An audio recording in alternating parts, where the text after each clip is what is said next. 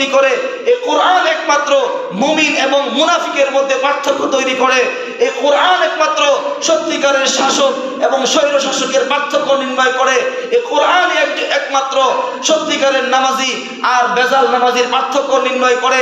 এই কোরআন একমাত্র সত্যিকারের আলেম এবং স্বার্থান্বেষী আলেমের মধ্যে পার্থক্য নির্ণয় করে। এই কোরআন একমাত্র জান্নাত এবং জাহান্নামের সত্যিকার চিত্র তুলে ধরে। এই কোরআন একমাত্র একজন মানুষকে সফল হওয়ার জন্য যা যা করণীয়, যা যা বর্জনীয়, একমাত্র কোরআন আপনাকে দেখাইতে পারে। দুনিয়ার আর কোন কিতাবে তা লেখা নাই। মুহতারাম হাজিরিন, এই জন্য কোরআন দিয়ে শুরু করতে চাই। আল্লাহ বলেন সূরাতুল বাকারা কোরআনুল কারীমের সবচেয়ে বড় ছড়া। আয়াতের সংখ্যা 286। সূরা বাকারার আয়াত সংখ্যা কত বলেন? 286টা আয়াত সূরা বাকারা। এর মধ্যে রুকু আছে 40টা। মুহতারাম হাজিরিন, এই কোরআনুল কারীমের এই সূরা বাকারার প্রথম অংশ হচ্ছে আলিফ লাম মিম। আলিফ লাম মিম তিনটা হরফ, একে বলা হয় হরুফুল মুকাত্তাআত। এই 3 হরফের অর্থ দুনিয়ার কোনো মুফাসসির জানে না। এই 3 হরফের সারমর্ম দুনিয়ার কোনো মুফাসসির বলতে পারে না। দুনিয়ায় মুফাসসির में तेरे नाम रहेगा, अब्बास से तेरे नाम से इस्लाम रहेगा। বিশ্ব নবীর পরে সবচেয়ে বড় মুফাসসির আব্দুল্লাহ ইবনে আব্বাস রাদিয়াল্লাহু তাআলা আনহু বলেন, এই দুনিয়ার মানুষেরা ভালো করে শোনো, সরকার নবীরে স্বয়ং আল্লাহ কোরআনের তাফসীর শিক্ষা দিয়েছেন। আর আমি ইবনে আব্বাস, আমি আমার পয়গম্বরের কাছ থেকে তাফসীর শিক্ষা লাভ করেছি।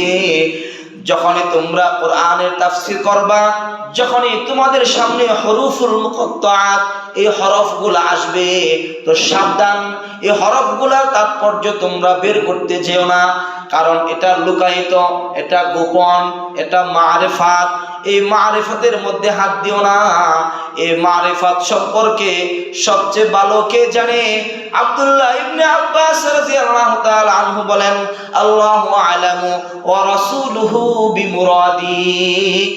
এই হরুফুল মুকাত্তাআতের তাৎপর্য, এর গোপনীয়তা, এর মারিফাত আল্লাহ এবং আল্লাহর রাসূল সবচেয়ে ভালো জানে। সুবহানাল্লাহ। এই আধুনিক যুগে এসেও কেউ এই হরুফুল মুকাত্তাআতের ব্যাখ্যা করে না। যদি কখনো কোথাও এই হরুফুল মুকাত্তাআত শব্দ বলে, অথবা আলিফ লাম মিম, হা মিম, ত সিন মিম, আলিফ লাম রা, কফ সদ নুন, এই হরফগুলোর ব্যাখ্যা যদি কেউ করতে যায়, তাহলে বুঝতে হবে সে আল্লাহ তাআলার গোপনীয়তা বের করতে চায়, সে ইসলামের বন্ধু নামে শত্রু।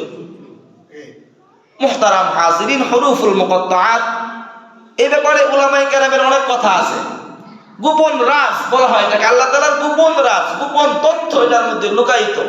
তো গোপনীয়তা তালাশ করতে যাওয়া, যিনি এই গোপনীয় সংবাদ যিনি পাঠিয়েছেন তিনি আল্লাহ, যার উপরে পাঠিয়েছেন তিনি মুহাম্মদুর রাসূলুল্লাহ, যিনি এর মাধ্যম, যিনি বহন করে নিয়ে আসছেন তিনি জিবরাইল। এই তিনজনের মধ্যে জিবরাইল শুধুই মাত্র মাধ্যম। জিবরাইল শুধুমাত্র কি মাধ্যম।